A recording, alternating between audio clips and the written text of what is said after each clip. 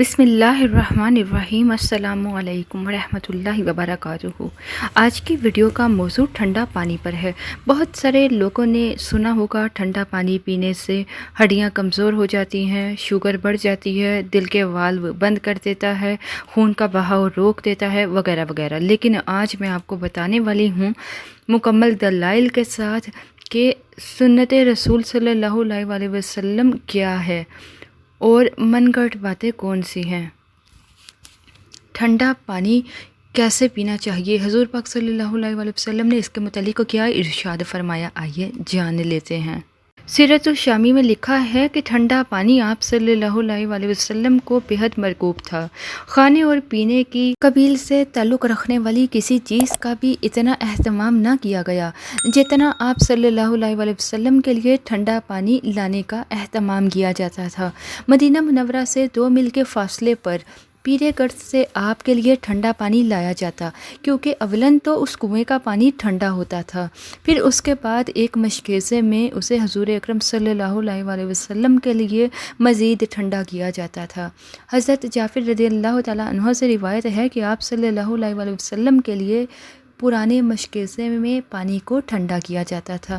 اسی طرح شمائل کبریٰ میں لکھا ہے کہ حضرت ابو رافع رضی اللہ تعالیٰ عنہ کی بیوی کہتی ہیں کہ رسول اللہ صلی اللہ علیہ وسلم نے جب حضرت ابو ایوب انصاری رضی اللہ تعالیٰ عنہ کے ہاں قیام کیا تو آپ صلی اللہ علیہ وسلم کے لیے مالک بن نصر کے کنویں سے میٹھا پانی لایا جاتا، پھر اس کے علاوہ ازواج مطہرات کے لیے میرے سکیا سے پانی لایا جاتا، اور ریبہ اسود جو حضور اکرم صلی اللہ علیہ وسلم کے غلام تھے، کبھی بیر سکیا سے پانی لاتے تو کبھی بیر گرس سے پانی لاتے۔ ٹھنڈا پانی خدا کی عظیم ترین نعمت ہے جس کے متعلق روزہ قیامت سوال ہوگا، کیونکہ ٹھنڈا پانی پینے سے بدن کی روئی روئی سے شکر ادا ہوتا ہے۔ ترمذی شریف میں روایت ہے کہ حضرت ابو ہریرہ رضی اللہ تعالیٰ عنہ کہتے ہیں کہ رسول اللہ صلی اللہ علیہ وسلم ایک مرتبہ خلاف عادت گھر سے نکلے، اس وقت آپ سے ملاقات کے لیے بھی کوئی نہیں حاضر ہوا کرتا تھا۔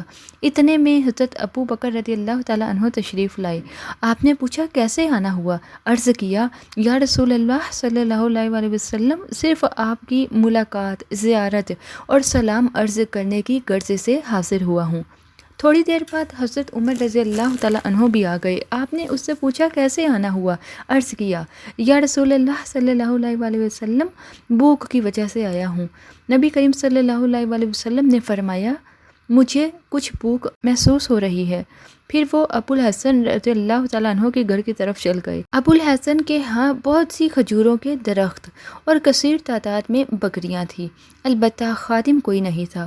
جب یہ لوگ وہاں پہنچے تو انہیں موجود نہ پا کر ان کی بیٹی سے پوچھا کہ کہاں گئے ہیں؟ عرض کیا وہ ہمارے لیے میٹھا پانی لینے گئے ہیں۔ اتنے میں وہ ایک مشک اٹھائے ہوئے پہنچ گئے، پھر مشک رکھی اور نبی صلی اللہ علیہ وسلم کے ساتھ لپٹ گئے اور کہنے لگے یا رسول اللہ صلی اللہ علیہ وسلم، میرے ماں باپ آپ پر قربان۔ پھر ابو الحسن ان تینوں حضرات کو لے کر اپنے باغ میں چلے گئے، ان کے لیے کپڑا بچھایا اور درخت سے کھجور کا گچھا توڑ کر حاضر کیا۔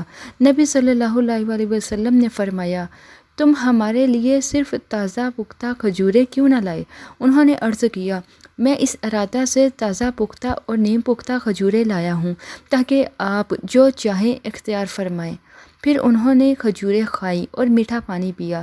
پھر رسول اللہ صلی اللہ علیہ وسلم نے فرمایا اس ذات کی قسم جس کے قبضہ قدرت میں میری جان ہے، یہ ٹھنڈا سایہ، پاکیزہ کھجوریں اور ٹھنڈا پانی ایسی نعمتیں ہیں کہ قیامت کے دن ان کے متعلق تم لوگوں سے پوچھا جائے گا۔ دوسرے الفاظ میں یہی روایت اس طرح ہے کہ حضرت ابو ہریرہ رضی اللہ تعالیٰ عنہ کہتے ہیں کہ رسول کریم صلی اللہ علیہ وسلم نے فرمایا قیامت کے دن سب سے پہلے بندے سے نعمتوں کے متعلق جو سوال ہوگا وہ یہ ہوگا کہ کیا ہم نے تیرے بدن کو تندرستی عطا کی تھی اور تجھ کو ٹھنڈے پانی سے سیراب نہیں کیا تھا؟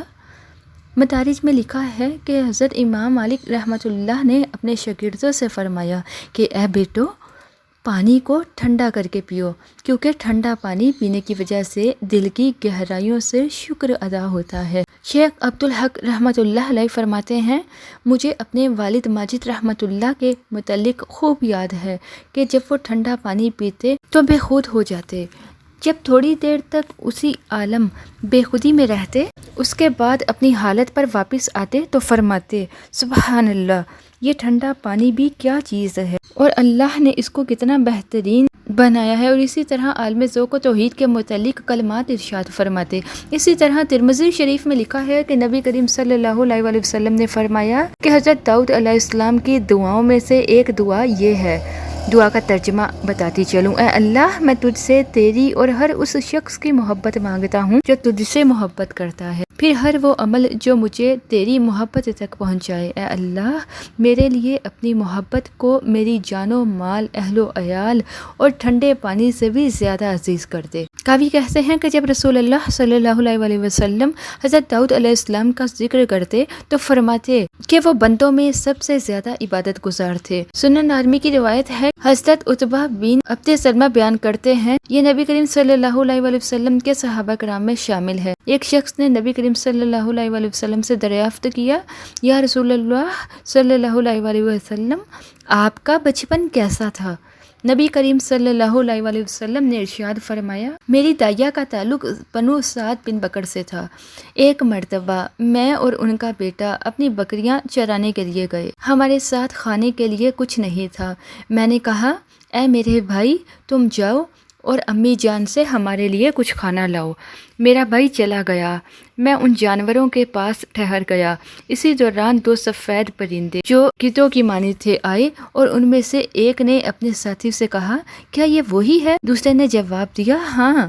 وہ دونوں تیزی سے میری طرف لپکے، انہوں نے مجھے پکڑ لیا، مجھے سیدھا لیٹا کر میرے پیٹ کو چیر دیا، پھر انہوں نے میرا دل نکال کر اسے چیر دیا اور اس میں سے سیاہ خون کے دو لوتھڑے نکلے۔ ان میں سے ایک نے اپنے ساتھی سے کہا، برف کا پانی لاؤ۔ پھر اس نے اس پانی کے ذریعے میرے پیٹ کو دھویا اور پھر بولا، ٹھنڈا پانی لاؤ۔ پھر اس نے اس کے ذریعے میرے دل کو دھویا، پھر وہ بولا، سکینت لاؤ۔ وہ اس نے میرے دل پر چھڑک دیا۔ پھر اس نے اپنے ساتھی سے کہا، اسے سی دو۔ اس نے اسے سی دیا۔ اس نے اس پر مہر نبوت لگا دی۔ صحیح بخاری کی روایت ہے کہ حضرت شقیق بن سلمہ روایت کرتے ہیں کہ میں عبداللہ ابن مسعود رضی اللہ تعالیٰ عنہ اور ابو موسیٰ کے پاس تھا، تو ابو موسیٰ نے عبداللہ سے کہا کہ اے عبد الرحمن، بتاؤ جب کسی شخص کو غسل کی ضرورت ہو جائے اور پانی نہ پائے تو کیا کرے؟ عبداللہ نے کہا کہ نماز نہ پڑھے جب تک پانی نہ پائے۔ ابو موسیٰ نے کہا کہ تم عمار رضی اللہ تعالیٰ عنہ کے واقعہ کے متعلق کیا کہو گے جب ان سے نبی صلی اللہ علیہ وآلہ وسلم نے فرمایا کہ تمہیں تیمم کر لینا ہی کافی تھا؟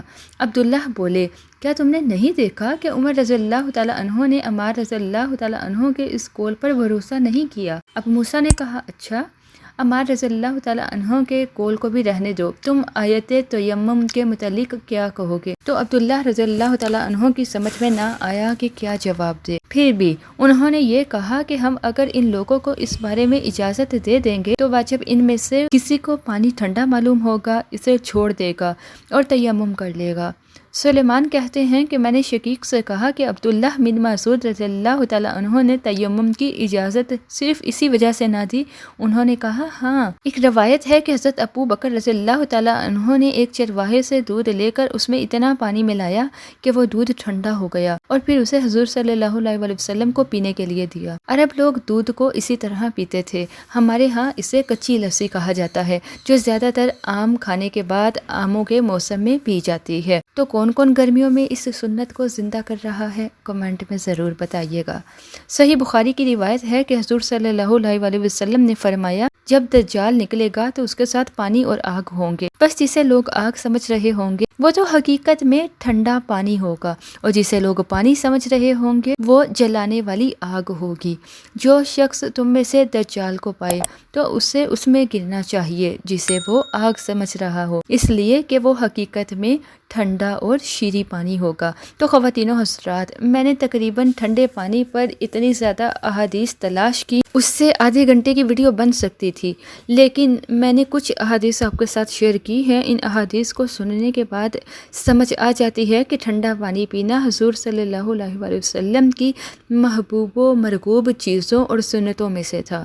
سنت پر عمل کی نیت سے کوئی پیے تو احیاء سنت کا عظیم ثواب پائے گا، اور اکثر لوگوں کو کو یہ کہتے ہوئے سنا ہے کہ اس وقت برف والا پانی نہیں ہوتا تھا، تو اس میں کچھ روایات وہ بھی ہیں جس میں برف والے پانی کا واضح ذکر ہے، اور یہ بھی ذکر ہے کہ اس وقت اتنا ٹھنڈا پانی بھی تھا کہ حضرت عبداللہ ابن مسعود رضی اللہ تعالیٰ عنہ کو خدشہ ہوا کہ کہیں ٹھنڈے پانی کی وجہ سے وضو کی جگہ تیمم نہ شروع کر دیں۔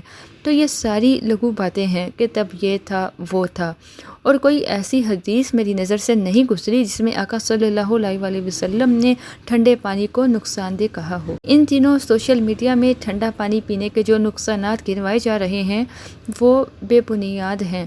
بظاہر اس کا مقصد ایک سنت نبوی صلی اللہ علیہ وآلہ وسلم سے لوگوں کو دور رکھنے کی منظم سازش نظر آتی ہے۔ طبی اعتبار سے ٹھنڈا پانی اگر کسی طبیعت اور مزاج سے ہم آہنگ نہ ہو تو اس کے لیے گنجائش موجود ہے کہ وہ ٹھنڈا پانی استعمال نہ کرے۔ جس شخص کو ماہر طبیب اور ڈاکٹر منع کریں وہ پرہیز کرے، کیونکہ پرہیز کرنا بھی آقا صلی اللہ علیہ وآلہ وسلم کی سنت ہے۔ ایک بات ذہن میں رکھیں، پانی کو بیٹھ کر 3 سانس میں پینا سنت ہے، تو اس اعتبار سے پانی اتنا زیادہ ٹھنڈا نہ ہو جس کے لیے آپ کو ایک ایک گھونٹ کے بعد سانس لینا پڑے، یا جو منہ میں داخل ہوتے ہی پہلے دانتوں کو محسوس ہو اور پھر گلے میں چبھے۔